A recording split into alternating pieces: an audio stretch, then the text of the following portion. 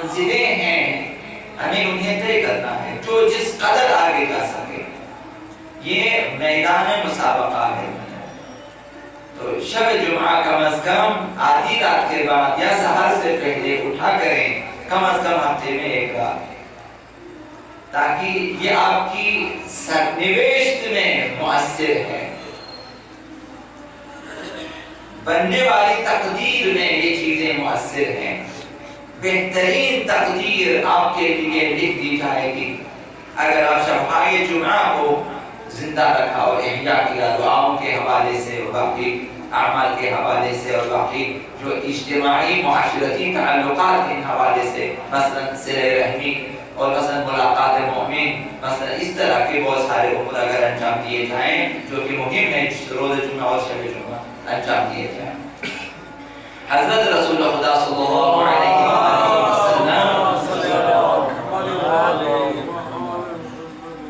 فرماتے ہیں کہ اذا قام العبد من لذیذ مضجعہ، جب بندہ اپنے لذیذ لذت بخش بستر سے اٹھ جاتا ہے، میٹھی نیند، لذت کی نیند، گہری نیند،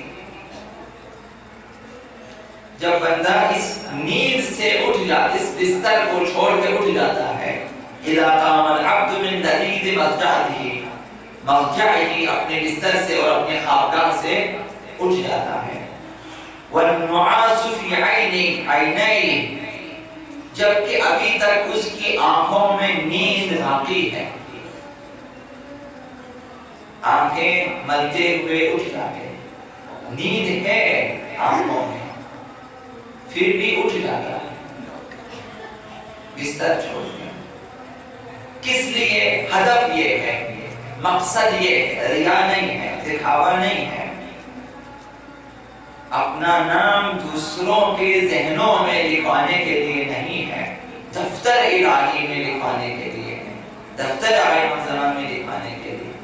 یہ کس لیے بیدار ہوتا ہے؟ اپنے لذیذ و لذت بخش بستر سے، اس لیے لِيُرْضِيَ رَبَّهُ عَزَّ وَجَلَّ لِصَلَاةِ لَيْلٍ، تاکہ وہ اپنی نماز شب کے ذریعے اپنے پروردگار کو راضی کر دے، اس لیے وہ اپنے بستر سے اٹھ جاتا ہے جبکہ نیند ابھی آنکھوں میں ہے۔ اس کا مقصد خوشنودی پروردگار ہے، رضا پروردگار۔ تو کیا ہے؟ خداوند اس بندے کی طرف توجہ فرماتا ہے، اور با اللہ بہ ملائکتہ، خداوند اپنے فرشتوں میں اس بندے پہ فخر کرتا ہے، خدا فخر کرتا ہے۔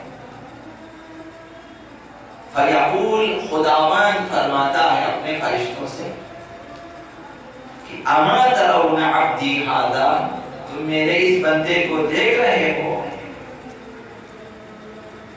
قد قام من لذیذ مضجعہ، اس نے اپنی لذت بخش بستر کو چھوڑ دیا ہے، نیند چھوڑ دی ہے، وترک لذیذ منامہ، لذت خواب کو ترک کیا ہے، اس نے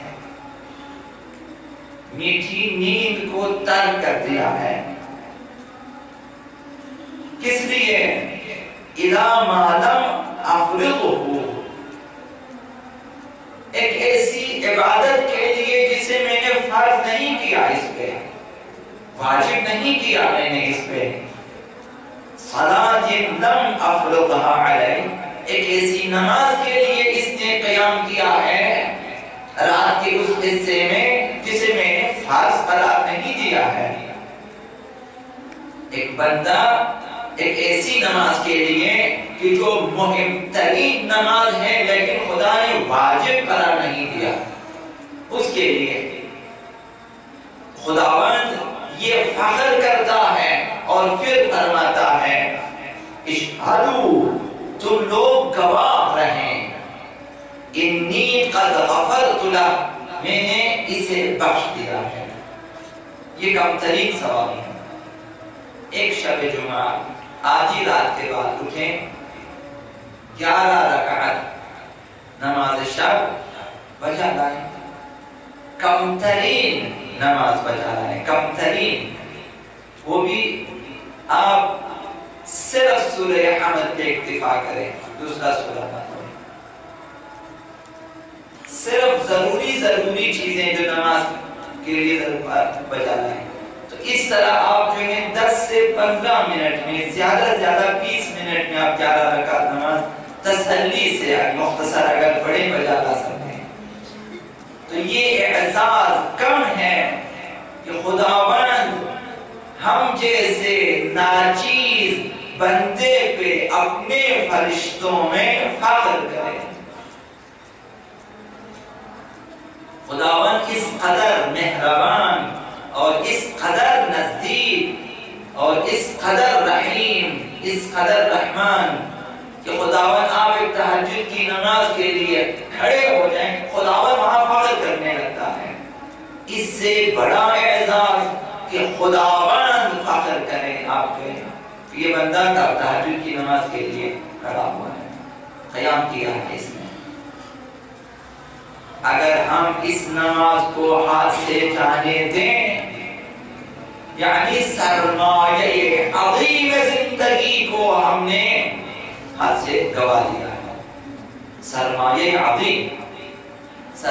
عظیم، اس قدر عظیم سرمایہ کہ آپ ساری عمر اس کی عظمت کا تصور نہیں کر سکتے۔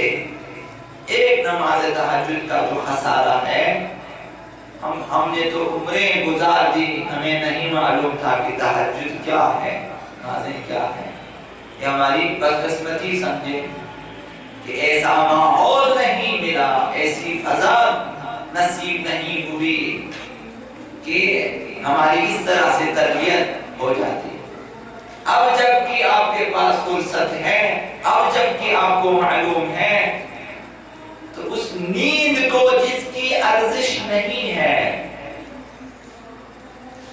جس کے بعد آپ کے جسم میں سستی کے سوا کوئی اور چیز پیدا نہیں ہوتی، اگر سونا ہو تہجد کے بعد کے لیے رکھیں، فجر کی نماز پڑھ کے دعا پڑھ کے اس کے بعد دن کو کبھی 1-2 گھنٹے سو جائیں، اس وقت خسارے کا سودا نہ کریں۔ شبائے جمعہ اس مقصد کے لیے ہے، خداوند متعال کے ہاں اپنا نام لکھوا دیں، ان میں جن پہ خداوند مباحات کرتا ہے، فخر کرتا ہے۔ اگر قیامت کے دن یہ فہرست کھول دی جائے جن پہ خدا نے فخر کیا، مباحات کیا، آپ دیکھیں کہ نہ ہمارا نام نہیں ہے، کم از کم شب جمعہ کو ہر روز اگر نہ ہو سکے، ورنہ کسی بھی طرح مشکل چیز نہیں ہے۔ توفیق چاہیے اور توفیق خدا سے لینا ہوتا ہے، توفیق کے لیے رونا ہوتا ہے، توفیق کے لیے گڑ گڑانا ہوتا ہے، توفیق کے لیے خدا کو 1000 بار پکارنا ہوتا ہے کہ خدایا توفیق دے، مجھے چاہیے توفیق، تب آپ کو توفیق ملے گی۔ حضرت آبا امام جعفر صادق علیہ السلام